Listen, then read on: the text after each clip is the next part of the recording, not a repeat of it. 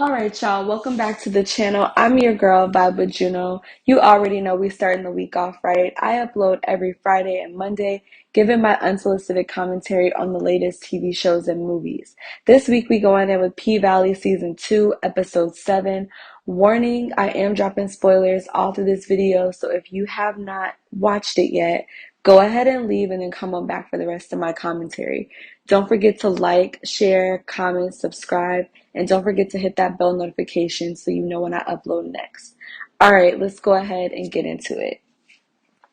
All right, so episode 6 obviously was like really traumatic and it was a lot going on. It was intense to say the least. So, in comparison, I feel like episode 7 was anticlimactic. That's just my opinion. It wasn't really a whole lot going on, but we'll go into the things that I thought were good and the most interesting. But it was a pretty chill episode.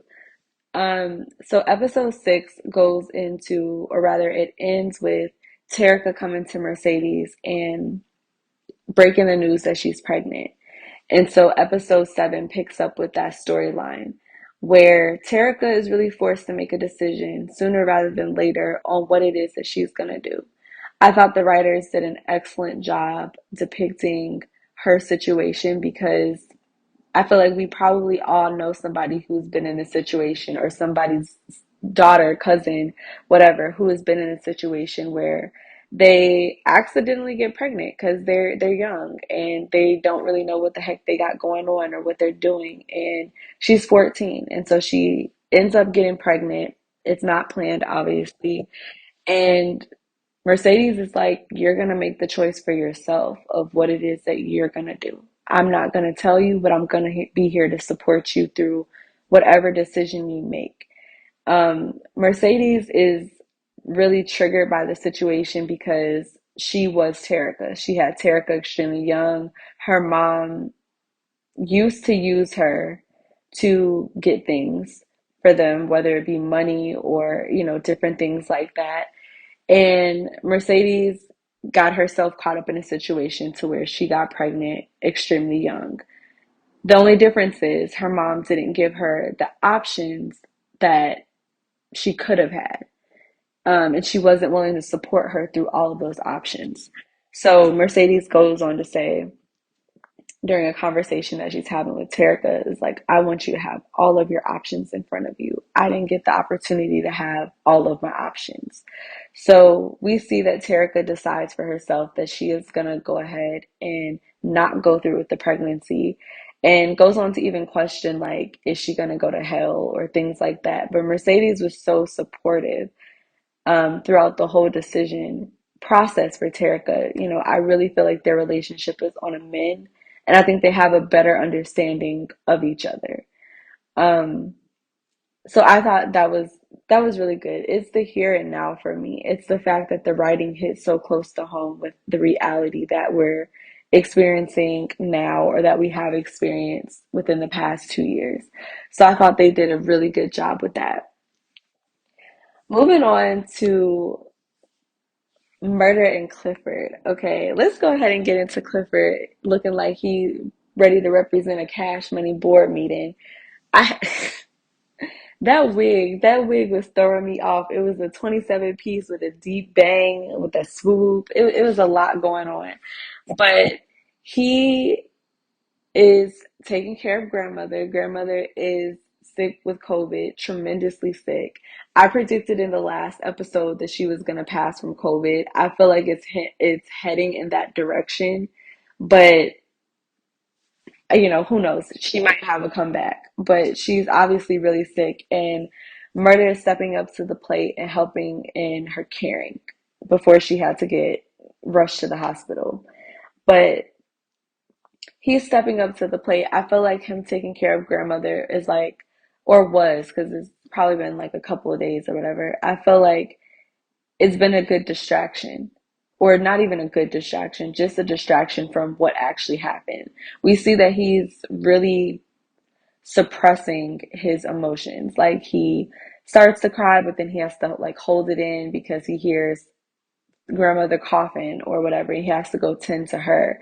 So he's never really been able so far to just kind of unpack what he saw and what happened and fully process the fact that, his friend is gone and he's not coming back and that he murked himself in front of murder. So he has that going on. On top of that, Wody is calling him, wanting him to get on tour.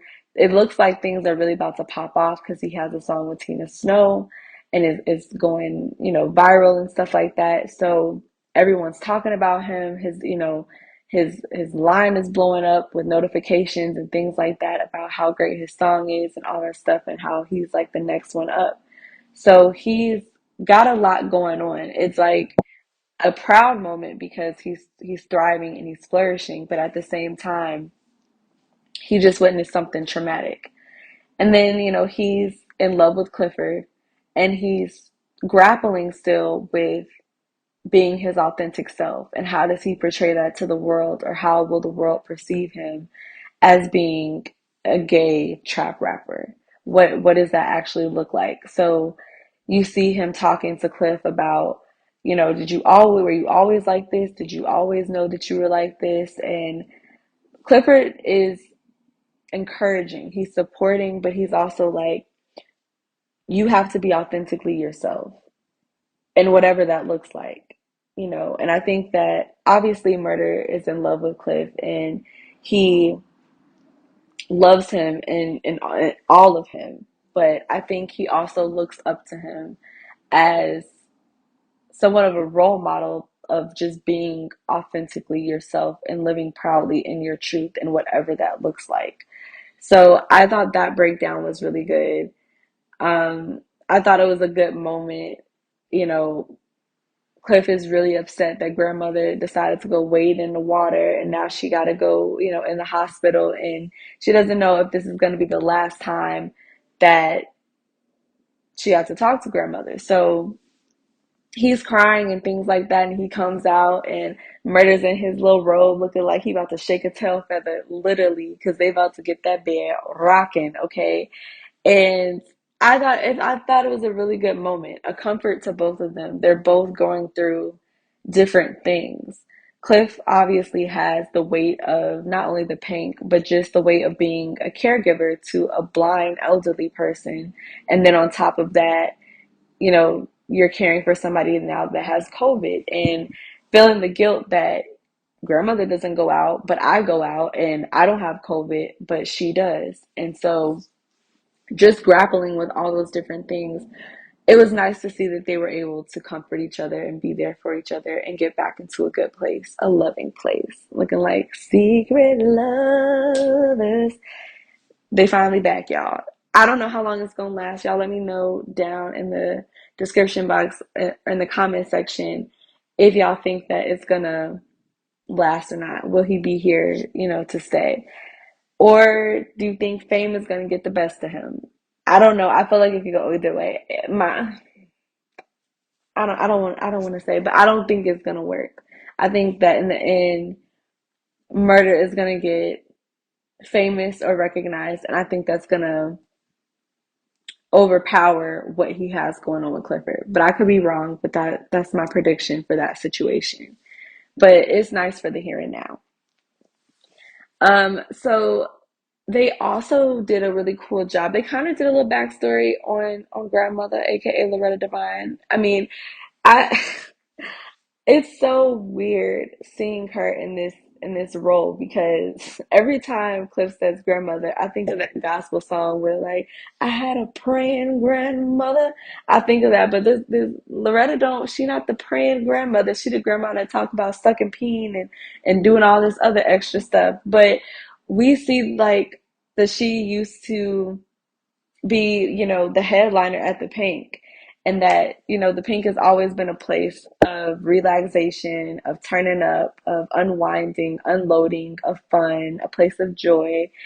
That it's always been like that. So it was cool to see it go through this kind of time capsule of the different eras and, Cliff being a little boy and being with his mom and things like that. It was good to see the progression of the Pink and why it meant so much to Cliff, why it means so much. But at the same time, we finally get to see that Haley and Cliff get to sit down and have a conversation. And this is what I meant when I said a few videos back that Haley was an opportunist and her intentions were still undetermined. So I feel like she's 100% an opportunist, 100% about getting hers, but I think her intentions are pure heart. I think that she wants the best for Cliff and the girls there, and that she's advocating for them at the same time as advocating for herself. It's not all about just getting hers, but it's also about, getting theirs too and making sure that the paint gets what it's actually worth. So that came out, and I feel like they kind of squashed that and understand. But at the same time, Cliff doesn't want to let it go because it is such an iconic, legendary place for him. His whole family, thrived and grew up at the Pink. So that's, it's an institution to him. So he doesn't want to let it go.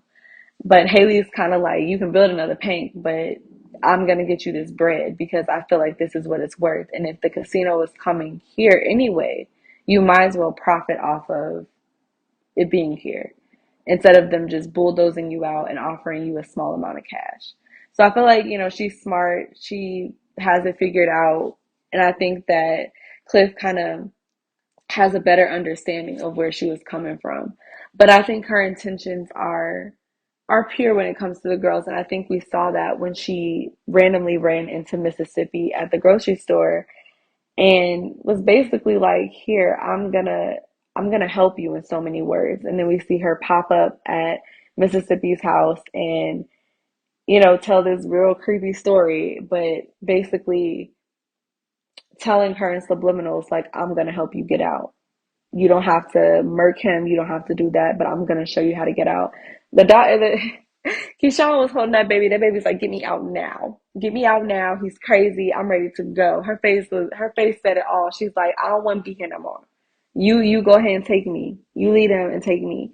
But I predict that Derek is gonna get murked. I don't really see him letting Keyshawn go or not tracking her down after she leaves. I feel like it's going to come to that point where he's going to get murked. I also feel like Diamond is going to come back. I don't think that I know they together in real life, child, but I don't think that he and Big Bone are going to last. I think that he's going to end up coming back to Keyshawn because he still likes her a lot. He still sees her or whatever. So even though there was nothing about them in this episode, I feel like that's what's going to happen. But that's about it, you guys, for this episode. This video is really short. It's straight to the point. It's not a lot going on. I dropped my predictions all throughout the video. So if y'all have something that y'all want to predict or add, y'all put it down in the comment section and let me know what y'all predictions are. But yeah, it was interesting. I am here for Cliff and Murder. I'm happy that he's blowing up.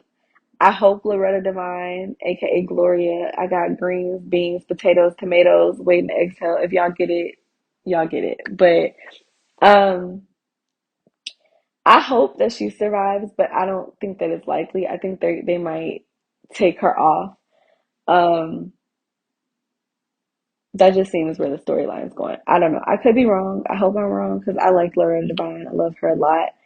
I always think that she adds a special sauce to whatever job she's doing. So I would love to see her stay on, but I don't know if that's what's going to happen. Um, that's it, y'all. That's all I got. So I hope y'all have a great rest of y'all week, and we'll pick it back up next time. Bye.